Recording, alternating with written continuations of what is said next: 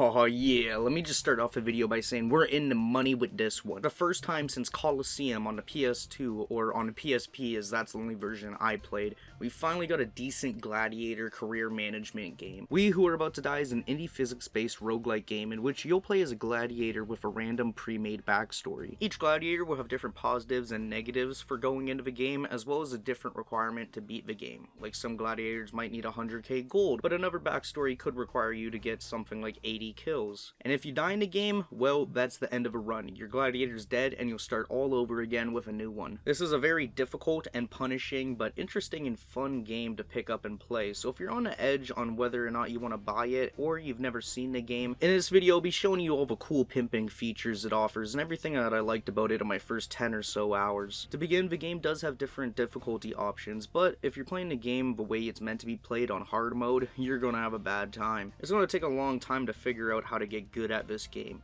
Your gladiator will follow your mouse for the most part, and by using the mouse you can swing your weapon. There's a huge factor in play with the physics around movement, so depending on where your character is, where the enemy is, how you move, how they move, if there's anything in the way, all these different things can influence how much damage you do or the enemy does. There's a variety of weapons from swords to maces, axes, and spears, and while there aren't any range weapons, you can still throw weapons at enemies like some kind of maniac. And this shit is insane. When it happens to you in game, you'll be running around with a sword in your skull. It's just silly as hell. Before each match, you prepare your equipment, heal up, or even train, as there's a lot of skills in this game. Most of the skills ranging from level 0 to 100, but you do have to be careful because as you train, you'll get to level up the skill and get an XP bonus in the next match, but you'll also be losing out on stamina, which is crucial in battle for you to land strong hits as well as dodge them. Most of the time when you start the game, you're going to have little to no equipment, sometimes just a literal stick or a frying pan, and then you head into the arena. For the most part though, the game is pretty fair. I mean, you'll be facing enemies who have equipment that makes sense for your level, and I gotta say, there are not many games that play like this game. I really do enjoy that instead of having basic attacks like a light attack or a heavy attack, moving the mouse in one direction in order to do my swings, as well as factoring in proper movement, blocking, and countering. It makes the gameplay for mastering the swinging system very engaging and fun. And you don't just have one or two attacks, okay? You swing up, down, left, right, fucking diagonal, and all over 4 ways, and it all depends on the type of enemy you're facing and their positioning. When you get a kill in this game, it just feels fantastic. I mean, sometimes the characters will get their heads chopped right off, or you'll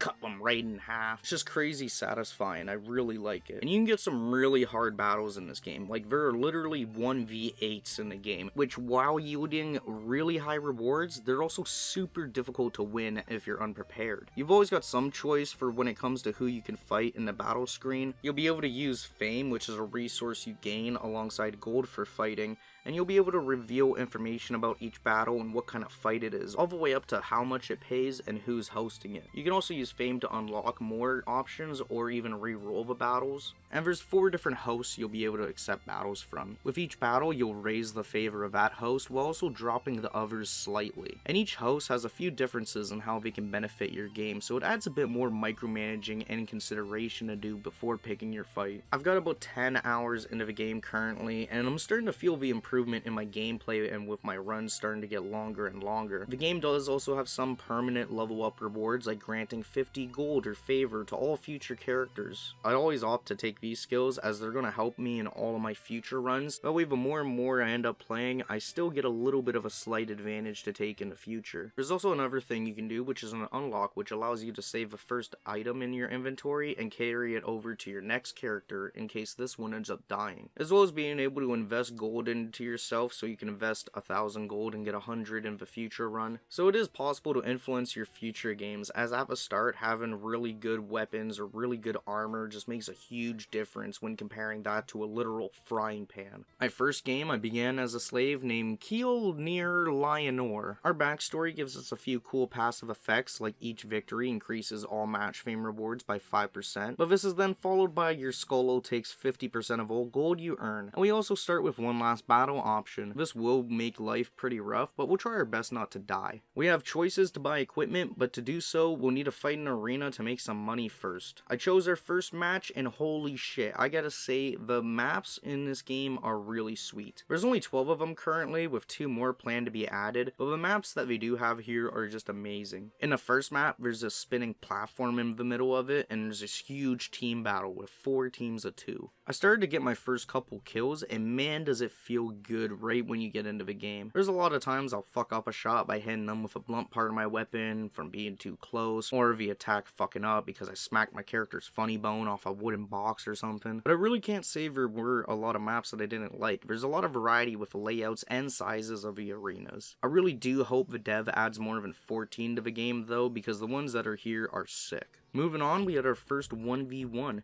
Now, each battle has a lot of pressure on it, with each attack requiring a lot of patience and skill to pull off efficiently, and then just top that off with a heart pump of knowing that you can die and lose it all at any moment. In between matches, there's a lot of little mini events with different choices you can take part in. This part of the game reminds me of Swords and Sandals, and I really like that too. Other than Colosseum, I'm pretty certain Swords and Sandals is like the only other notable gladiator game that I know of. Now that I felt that I was getting good, the battles were starting to get great. I even had a 1v2 for a huge payout. But what makes this game difficult is surviving match to match. When you get out of a fight, you don't just heal back up. You'll be paying gold for treatments to restore HP, which can get pretty costly, especially in the early game when you're only making like around 1,000 gold per fight, and then you need to spend around 3,000 to heal up. Sometimes you just might be stuck going to the next battle with an injury from the last one. And while I kept on winning match to match, the game gets harder as you get stronger and level up, so enemies were slowly beginning to overlap me. Their equipment was getting better and their weapons were getting better. There was one battle where my slave hero just barely survived, being about 1 or 2 hits away from death. It also requires me to spend most of my money on healing instead of upgrading loot, which is a pretty big problem. And I was only able to heal up about halfway the amount that I needed to, so I hopped into my next battle, being a pit battle, hoping that the other teams would do most of the work. And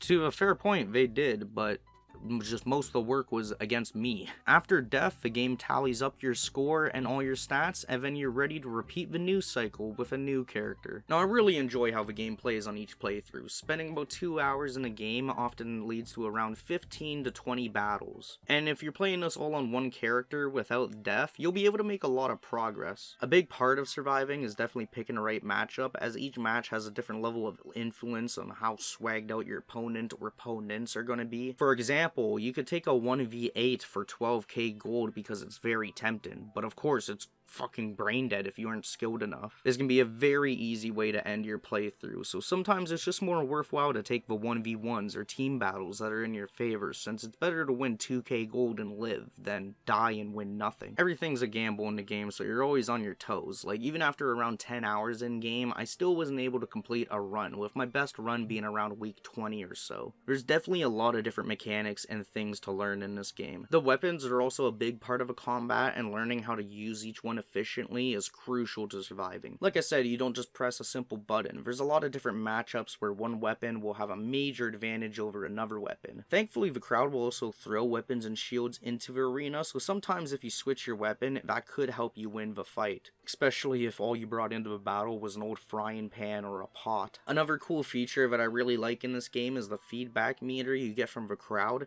Depending on how savage you're going in the arena, this will influence your fame meter, either meaning you're going to be gaining or losing more fame after the match. The crowd really gets excited when you land heavy blows or kill an enemy, but they also start to dislike it if you use the same weapon for too long, or say you aren't fighting anyone. If the crowd doesn't like you, they'll begin to throw tomatoes and other produce at you, which starts to make your character stagger. Now, so far, there aren't many weapons I don't enjoy using. They all feel a little bit different, and everything from swords to maces has a range stat. This will influence how far you need to be for a swing to connect. So one-handed weapons like the mace make great for blunt damage, and overall they can do good, but a sword can cut and deal high damage with a precise swing. There are also two-handed weapons which are a lot bigger and do a lot more damage, and usually offer a lot more range as well. They do take away the ability for you to hold a shield, but man do these smack and feel good to use. Overall, during my time playing, I used a variety of all the weapons, and I do gotta say I like most of them. The sword, the mace, and the axes, and a lot of weapons like that are pretty straightforward straightforward to pick up, at least at first. Just being good at the game won't be enough though, as you'll need to get good at managing the resources between matches. You're going to be healing and training so you can keep up with all the other gladiators near your level. There's over 200 different pieces of gear in the game, with more planned to be added. And the roadmap for this game, looking ahead, it does look pretty good for the next few months and so on. On another note, this game was also made by just one developer, and for a solo project indie game, We Who Are About to Die is just fucking wonderful. I definitely have to give the game a solid 4 out of 5, as I think for the price point, it's very fair and worthwhile. You can play this game like easily for hundreds of hours if this is your jam, but even in normal sessions, I just found myself getting lost in the gameplay. It's just really addicting. You fight in an arena, and after each match you get more money.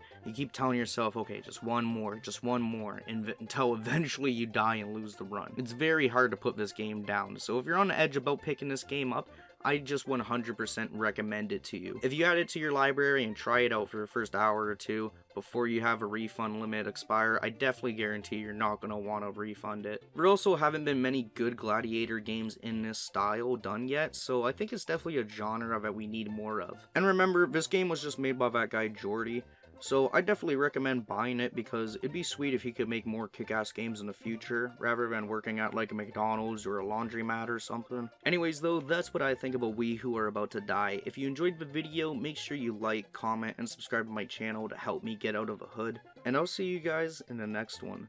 Peace.